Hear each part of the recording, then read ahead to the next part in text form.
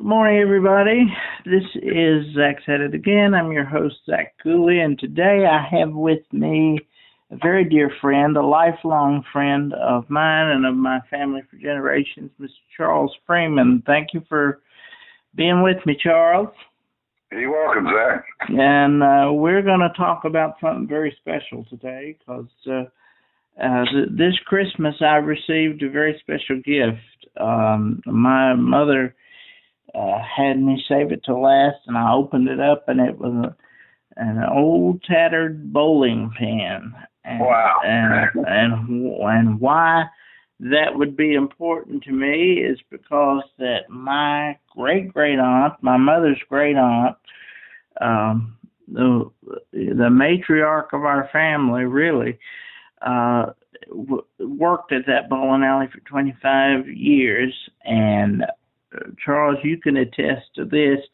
Hazel was like a mother to all the kids in Austinville for those years. She was, Zach. She was. She was disciplinarian. She wouldn't let you run, holler, and she kept the place nice and orderly. But she just had a knack for helping kids. I know one time I moved to Austinville when I was 12 years old. I'd lived over in Fort Chilsville area up until that point, and my mother died, so I went to Austinville to live with my grandmother. And growing up in the country, of course, I like to play ball, but there wasn't nobody out there to play with. And she had a ball wrapped in electrical tape and a bat wrapped up in electrical tape. Yeah, that was about the extent of her equipment. So when I went to Austinville, man, they had a full team and uniforms, brand new baseballs. To me, it was like going to the major leagues at 12 years old. There's a good level field to play on, and it was just a great place. And Hazel maintained it well, and she knew I was kind of disadvantaged with my mother being gone, and they had a magazine rack in there, and I'd go in there sometimes, just sit and read magazines. She'd come and sit and talk to me and ask me how I was doing. And I was a pin setter, so that pin you got, I probably hammered it 200,000 or 300,000 times. But I was a pin setter, and Hazel kept up with all the averages of people bowling and kept up with the pin setters' lines, the number of games they'd set, had their money for them on Friday. It was just a nice deal. It really was. And Hazel's the listing for her job was clerical worker, but we all know she was much more than a secretary. She took all the kids. She was. Her secretary worked in the morning. She'd go in at 8 and work to 12 and go home and eat, and then come back to work at 1. And in the mornings, when there wasn't anybody around, she did all her figuring with bowling averages, things like that. Sure. The game's up for that night. She had a lot of responsibility. And then when she came back in the evenings from school to get out, she loved to be out there with the kids. She sure did. Right. And, they when I say they, I mean Hazel and her boss, Homer Krieger, Granny Krieger, as everybody knew him.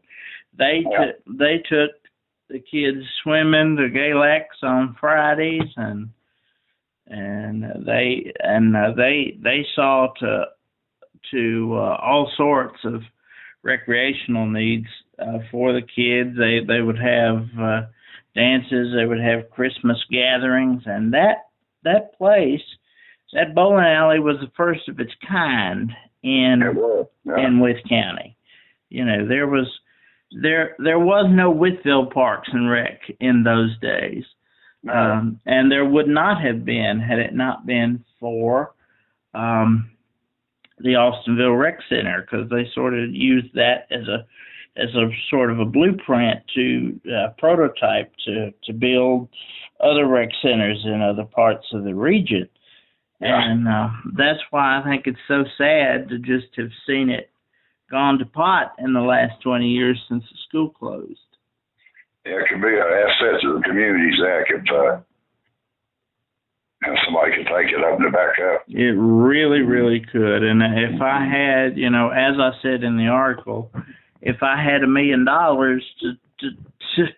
just to throw around, that's exactly what I would do, if for no other reason than to restore it for her memory, and you know, put the magazine racks there, and it wouldn't be no $10 a game or whatever they're charging in this new bowling alley that's here in Wytheville. Everybody would come for free, because that's the way it was back then. That's the way it should be. Well, you had to pay the pin setter. Yeah. 5 cents a game. Is that right? 5 cents a line, yeah.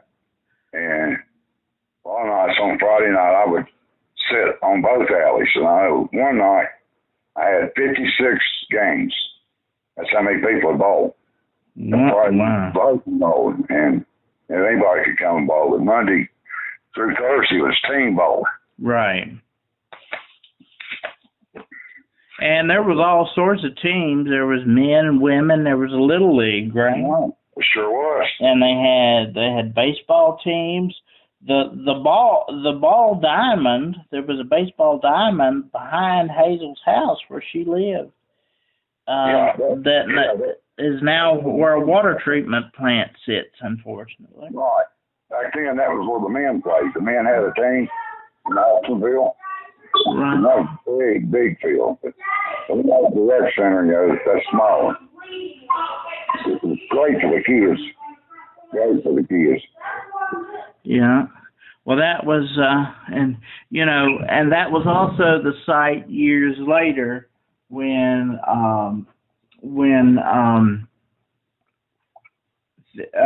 that we'd have the 4th of July celebrations. Kirk and Carmen would do those and set the fireworks off. Yeah. And that, but big event, great big event. I tell you, the New Jersey Zinc Company really put a lot of money in that place, Zach. Yep, they sure did. They did, a first class, and you know that says a lot about a company years ago. Absolutely. Quality of life to the people who lived there. Right. Yeah. That was, as you know, as you said, it was the center of the county. You know, you had minor league baseball teams. Did you play on those? No, I didn't play in the minor leagues. I played some of the, I guess, just intramural leagues there. Yeah, and now you've got a grandson that was almost a state championship basketball player, right? He had a good year playing basketball, Zach. Yeah. I've been keeping up with him. I'm very proud of his success. He's gonna go to Roanoke College and continue playing. Well, good for him. I know you're very proud. I sure am. And Janice, your wonderful wife, would have been too, I know. Oh, she will be. Yes. You know also that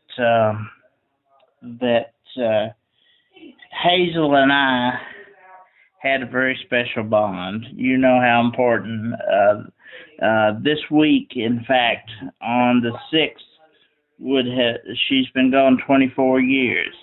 She's been gone twice as long as I had her on this earth, but she still makes such a very large impact on my life. I wrote a book about her, She loved you. Yeah. So you know that the bond between me and Hazel was very special. Well. And there's I don't think there's ever been a bond quite like ours. And she practically raised my mama, and my grandmother, my uncle, and she never married, never had any kids of her own, but had a hand in raising all of us. Indeed. And we all came together. It didn't matter what was going on in the family. When it was Hazel's time, everybody pulled it together. You know, she would not tolerate any kind of division or anything, and that's great. That was. She's play rook with us sometimes. Yeah. We had all kind of card games out at the rec center. And of course, rook was the most favorite, and she loved to come sit and play with us. Yeah. From time to time, but they had a pool table in there that. Yeah. 2 regulation ping pong tables. Had a library. The Boy Scouts were started there, and that was their headquarters. They took a room there in the rec center, down in the basement there, and that's where they had their meetings. But until 1999 started in Austinville. And Mr. Kruger was the scoutmaster, and Don Myers was the assistant scoutmaster. And they would take us off camping, and then that kind of thing. Just a great way to live, man. As a kid growing up, I got exposed to a lot. Yeah, and it's just really a shame because it could still be that for kids. You know, my daughter could go to that place and have birthday parties. You know, Mom, I think I know she had birthday parties in the basement of the old Trinity Church, but I don't know. She may have had birthday parties at the rec center. I don't know. You know, but you could do that. You know, I remember the sheriff's department. My dad was on the sheriff's department for 15 years as the chief deputy. They had at least one Christmas party there, and I can remember that because I was about 7 years old. And I remember I was wandering around the office, and I was looking in, and I said, well, there's the office. There's where Hazel worked, you know. Wonder if that was her desk or whatever, you know. And the next thing I know, I look up, and there she is.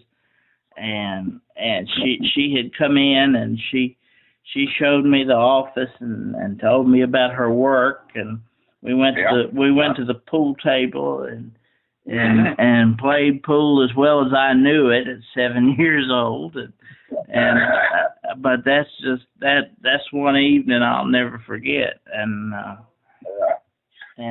she was just a special kind of lady, and you know, as you said, if anybody gave you trouble, Hazel wouldn't stand for it, you know. And Dennis Fowler, for one, he was one of the troublemakers. He gave Hazel more grief than anybody probably, but he absolutely adored that woman. He would ride by her house, and he would scream out the window, "Hello, Hazel!" and her vision was gone by that point. She couldn't see who it was, but I was sitting right next to her, and she hollered, "Howdy, howdy," and turned back to me and said, "Who was that?" She didn't recognize the voice. I said it was somebody that was hanging out of his car hollering at you, and she said, well, it had to have been Dennis Fowler then. She knew exactly who it was. So it was, but those kids, you know, the troublemakers or not, they remembered her, and you know, and she was like another mother to them. And I met Ronnie Sisk telling me that he caught. She said she caught us smoking in the bathroom one time, and he said we never tried that again after she caught us that one time. Yeah. It was great that that company put up all that money, but it took people like Hazel and Mr. Kruger and the other people who worked in there. Yes, to make indeed. it work, didn't they? To turn it into what it was. Absolutely. And then after, and you can correct me if I'm wrong, but I would say that after Hazel and Granny Krieger went out, it was not the same. It wasn't, Zach. I don't know. It was not the same. No. I know my friend Peggy Sisk ran it for many years. Ran it in its last years and kept the bowling teams going. Yeah, they needed someone to, organize those teams, get out and practice with the teams. Them young kids, you got to teach them where the bases are, and all kinds of things. Right. And with that mama there doing that, they didn't get done a lot. Right. Because it was just done. It was just done sort of on a freelance basis. Right. And another thing that disturbs me about the school, they say, well, we couldn't have kept the school open because it might sink in the sinkhole. And well, it's been sitting there for 20 years going to pot, and it's still there. So the sad thing is, the drug addicts, they break in there and build fires in there in that beautiful place, and it's funny that you mentioned. I'm glad that you mentioned that the company put the money into it, because that is the reason the school was built. The New Jersey Zinc Company said in 1951, we will build you a school and donate it to you for free if you will let us build this rec center in the bottom. Right. So that was the whole basis for it, for the community. I'm glad you know that. Not many people know that. Yeah, I made note of that in my book and in several articles, that this, that school is there because they wanted the rec center there. Yeah. And I mean, look what it did for generations of kids. 25, 30 years, those, and some great athletes came out of there, Jeannie Duncan and Robin Thacker. Yeah, Robin was one of them. Doug Dean. He certainly was. Doug Dean, yeah. And they would all, and I guarantee you would ask any of them about it, and they would all remember Hazel and have something to say about Hazel, I'm sure. Without a doubt. So, do you remember any stories, or do you have anything that you recall right off about being there or anything? Did she ever chew you out for anything in particular, I guess is the way I said? Yeah. I checked out the basketball one time, went outside to play out on the court, shoot some. Mm-hmm. I got there, and there's some other kids out there, and I just laid the basketball down. And went over to them, started hanging around and playing. Mm-hmm. And I just went on off and left the basketball. Oh, boy. When I walked in the building, she said, "Where's the basketball?" And boy, she said, "You go get that basketball, don't you never leave it out there again." And you didn't, did you? No, I was there. No. I felt real bad that I just let it down. So you made sure you went and got it and brought it back. Here it is, Hazel. I won't touch it no more. She had that way. I can remember being little, and and we were always taught, don't let Hazel have any candy. She's a diabetic. So I would tease her, and I'd be sitting there eating the candy, And I'd say, well, you can't have it. And she'd say, well, poor old Aunt Hazel. And then there's something about the way she said that, even though I knew she was kidding, you wanted to give her all of it. You say, here, you have mine. I won't tell. You know, she had that way. Yes, she did. Yeah, special way. She liked her lipstick too, didn't she, Zach? Yes, she did. She had. You didn't see a picture. You didn't see a picture of her without that lipstick on. No, she never came to work with that. Never saw her road center that. Yep. And if she thought she was going to be seen, she had that lipstick. And when she could get a hold of it, she'd have them pearls too. Yes, she did.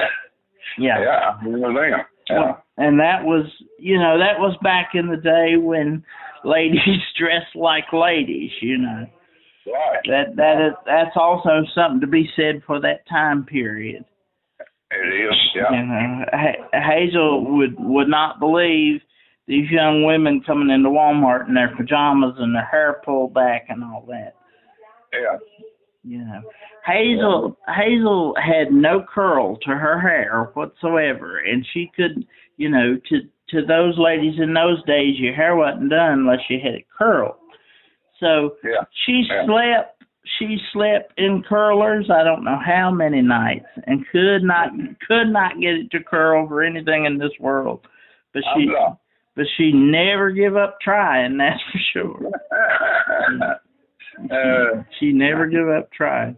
And you, before we go, I want to let you know that you have always been a very special person to me. That makes a lot to me, bud.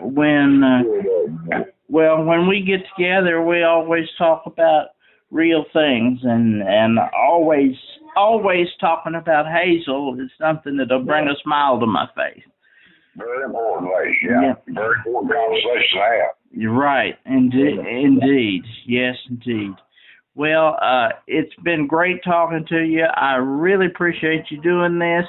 I look forward to talking with you again, I hope. Sounds good, Zach. I've enjoyed it, my friend. All right. Well, thank you so much, and we'll talk again soon. Looking forward to seeing you, Zach. Have a good day. All right. Take care. Over now. Bye-bye.